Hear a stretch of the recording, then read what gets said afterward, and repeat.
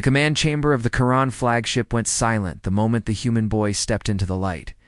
He looked too young to be standing, or 17 at most by human count. Thin shoulders, a dust-stained jacket, boots marked with gray colony ash. His dark hair was messy, like he had run here instead of waiting for permission.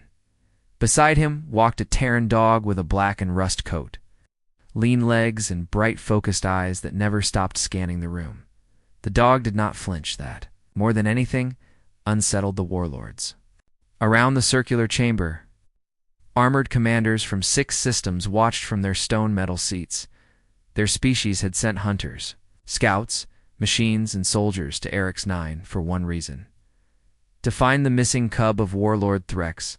3 rotations ago, the heir of THREX vanished during an evacuation after the colony lower districts collapsed in a seismic chain failure. Towers folded, roads split, whole sectors fell into dust and flame. The cub escort was found dead beside a shattered transport. But the cub was gone. Every search had failed. Thermal scans, quantum, sweepers, combat drones, bio-trackers, psionic readers. Nothing. Warlord THREX rose from his seat. He was enormous even for a Caror. Bronze armor plates covered his chest and shoulders. Old battle scars crossed the exposed skin of his jaw. 4 eyes fixed on the human boy with cold, exhausted rage. His lower hands rested on the hilt of a warblade that could cut through tank doors. "You," he said, his voice grinding through the chamber like stone. "You claim your animal can find my cub." The boy swallowed, but he did not step back. "Yes, sir." A low wave of laughter spread across the chamber. The Sindari tactician clicked his mandibles in amusement. A Velna officer muttered about humans bringing pets to war councils. Even a few Karat guards looked away to hide their expressions. THREX did not laugh. He stared at the dog. The dog stared right back. "My strike teams have combed the ruins for 72 hours, THREX said. "I have burned out tunnel nests. I've deployed orbitals to scan underground cavities. I've spent enough fuel to move a moon." His upper right hand tightened on the blade. "So explain, human boy, why I should not take this as an insult." The boy drew one breath, then another. "Because he can do what your scanners cannot," he said. "His name is BRISK. He is search and rescue trained. If your cub is alive, he can find them." The chamber broke into louder laughter this time. A Veln commander leaned forward. Primitive nose over military-grade detection arrays. "Human confidence is a disease."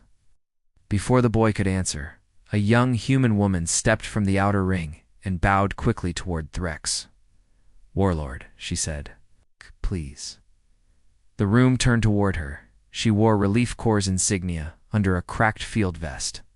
One side of her face still carried a healing cut from the quake zone. Her name tag read Lena Ward.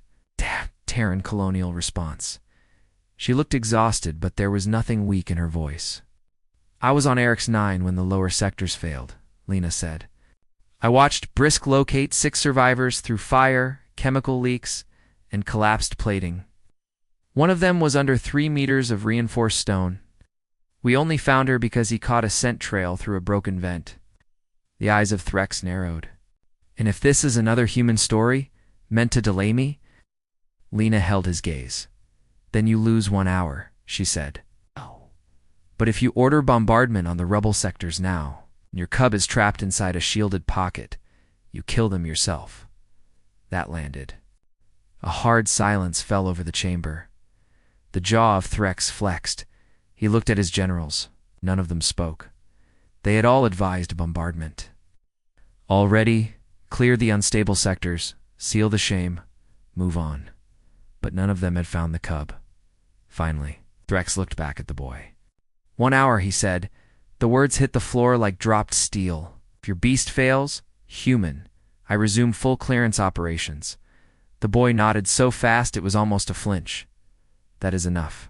It knelt beside BRISK and took a sealed evidence pouch from Lena. Inside was a strip of fabric from the cub's ceremonial shoulder sash, covered from the crash site. The boy opened the pouch carefully, held it under the nose of BRISK. BRISK sniffed once, then twice. His posture changed. The tail stopped wagging. His ears sharpened forward, Every loose, friendly movement vanished, replaced by total focus. The boy clipped a lead to the harness of BRISK and whispered, "Find them, buddy. Find the cub." BRISK pulled hard enough to drag him half a step. The chamber doors opened. Guards and commanders rushed after them. Outside, the ruined colony stretched beneath a sky the color of old metal. The lower district of Eric's 9 looked like a world after war. High-rises leaned into each other at broken angles. Transit rails twisted through the air like snapped bones. Steam hissed from ruptured pipes. Emergency beacons blinked weakly. Under layers of dust, the previous search teams had moved in perfect patterns. BRISK did not care about patterns. He moved left from the main corridor almost at once, nose low, paws slipping on ash-covered plating. The boy kept pace. Breathing hard, Lena realized she had never even said his name inside the council. It was Finn. Threx followed with 12, Karak guards and 2 engineers. 3 drone units hovered overhead, recording everything. No one spoke for the first 5 minutes. Then one of the generals of Threx snarled, "The animal is wandering." "He is not wandering," Finn said without looking back. "He is working the air." The general made a contemptuous sound. It pauses. It circles. It doubles back. "Yes," Finn said, "because scent is not a straight line." Lena hid a smile, even terrified. The kid still had bite. BRISK stopped at the edge of a collapsed tram station and lifted his head. His nose twitched. He turned in a tight circle. Sneezed dust, then trotted toward a broken maintenance wall no scanner team had bothered with. There was no visible entry point, just cracked concrete ceramic slabs and a tangle of bent support rods. Finn crouched, watching the body language of BRISK. Something is here. A Karak engineer stepped forward with a scanner wand. No life signatures. Lena moved beside him and pulled up colony schematics on her wrist pad. She frowned and zoomed in. "Wait," she said. "This section was retrofitted after the first quake. Emergency shelter pocket." The engineer glanced over. "That chamber collapsed 2 years ago." "No," Lena said, pointing at the display. "The chamber collapsed. The ventilation line did not. Look at this routing. Air shafts run under the tram floor and vent through this wall." Finn looked at BRISK. BRISK sat down sharply and pressed one paw against the rubble. "Alert," Finn said, his voice tight. "That is his alert." "He is saying the target is below," the general hissed. "You're translating paw gestures now." Threx stepped forward. BRISK did not move. The warlord stared at the dog, then at the wall, then at the schematic on Lena wristpad. Behind them, damaged power lines crackled with static, somewhere in the ruins. Metal groaned as another structure settled. Every second mattered. "Cut it open," Threx said. The general hesitated. "My warlord, if we destabilize the slab—" "Cut it open," Threx repeated. Plasma tools came alive. The Karak engineers worked fast, slicing through support rods and lifting debris in controlled bursts. Sparks sprayed across dust and smoke. Finn stayed back with BRISK, one hand gripping the harness handle so tightly his knuckles went pale. 8 minutes, 12:15. A hole appeared behind the wall, black and narrow. One engineer pushed a camera snake through and froze. "Heat source," he said. "Small, weak." Finn made a sound that was half laugh and half choke. The Kodak ripped the opening wider. Air rushed out, carrying stale dust, coolant, and something faint beneath it. Blood. Threx was the first one through. The hidden shelter was barely large enough for 3 adults to stand inside. Emergency lights had long since died. The cub lay pinned beneath a fallen beam, one arm trapped, breathing shallow. Their ceremonial chest plate was cracked. A distress beacon blinked uselessly in pieces. Beside them, alive for one heartbeat. No one moved. Then everything exploded into motion. Medics shoved past with lifting braces and stabilizer foam. Lena dropped to her knees, checking breathing and pupils while calling vitals into a cum unit. Finn unclipped the lead of BRISK. BRISK went straight to the cub. He lowered himself beside the injured Karak child and gently touched his nose to their free hand, The cub stirred. Eyes fluttered open. A weak, frightened sound came out. BRISK licked their knuckles once. The cub breathing steadied. Lena looked up and saw Warlord THREX standing completely still, his face unreadable. Dust covered his armor. One of his hands trembled. Not from rage, from relief. When the medics lifted the beam and freed the cub, THREX finally moved. He crossed the tiny shelter in 2 steps and knelt at his child's side, pressing his forehead to theirs in the old Carrick gesture of family bond. The chamber went silent, except for the hiss of med foam and the low beep of a portable monitor. The cub whispered something. THREX answered in a voice so soft Lena could barely hear it. Then he turned. Finn had backed up against the wall to make room. BRISK sat beside him, tongue out, tail thumping once against the floor like he had just finished a normal job. THREX approached the dog first. Every guard in the shelter said. THREX slowly lowered one huge hand. BRISK sniffed it, then leaned into the touch. A long breath left the warlord's chest, like he had been holding it for 3 days.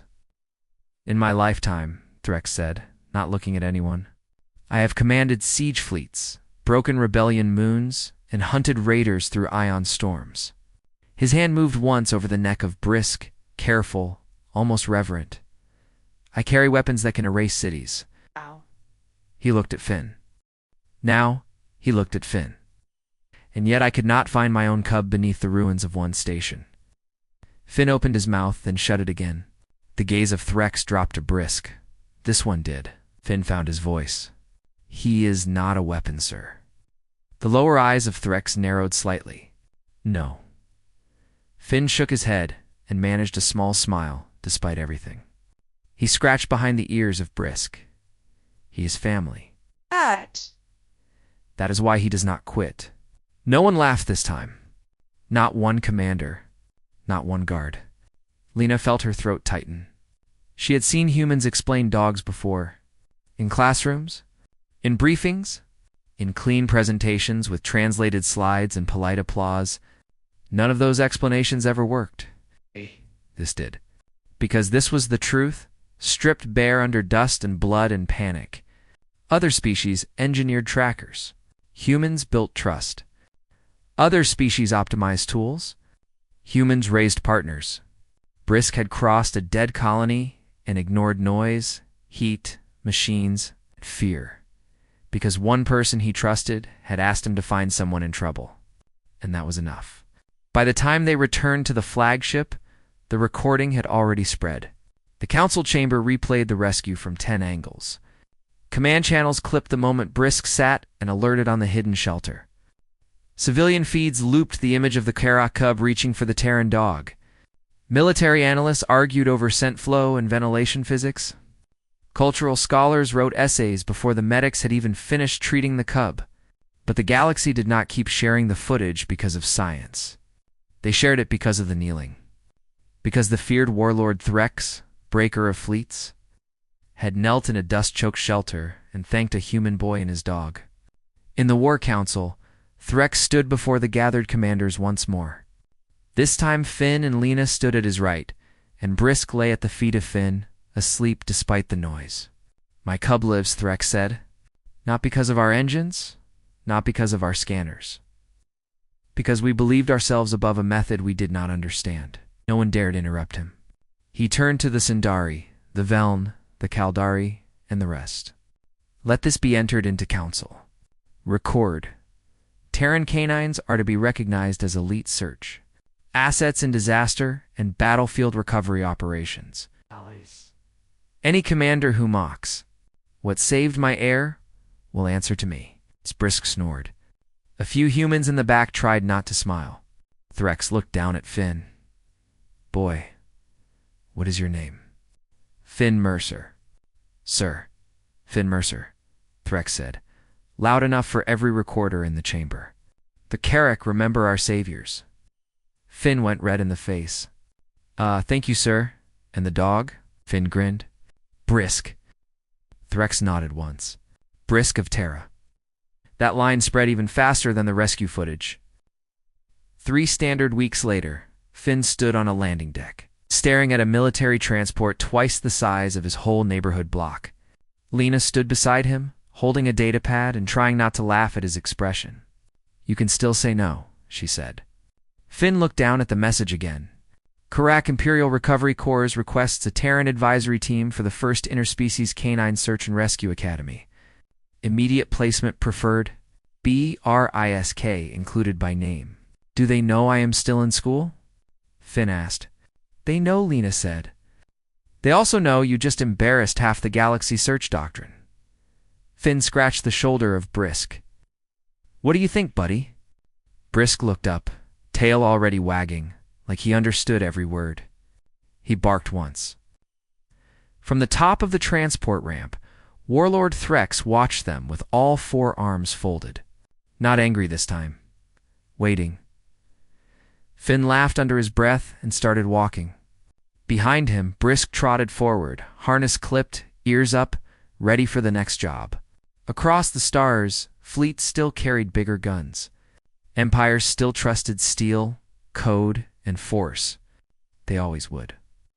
But after Eric's 9, every commander worth anything learned a new rule. If a human arrives with a dog and says, "We can find them," you make room. Subscribe to Neon Cub Tales for more emotional HFY Sci-Fi stories. Hit like if BRISK was the hero, and comment BRISK of Terra if this story gave you chills.